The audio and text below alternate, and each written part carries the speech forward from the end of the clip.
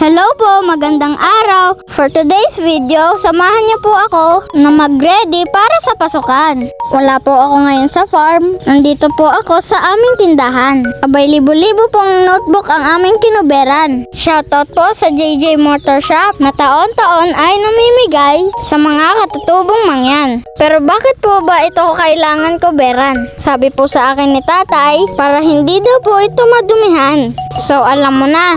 Kaya po kinukuberan para hindi po madumihan. Hindi para pagtakpan ang ating kamalian. Lagi paalala ng tatay at mami, pwede namin silang pagsinungalingan, pero hindi ang Diyos na nakakakita ng lahat at siyang nakakaalam. Nalulungkot daw po kasi ang Lord kapag tayo'y nagkukunwari. Kaya mahalagang umaamin kapag nagkakamali.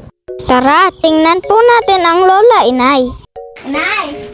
Ano gahuwi yan? Kagaganda naman ho ng inyong suman. Abay, panregalo yan.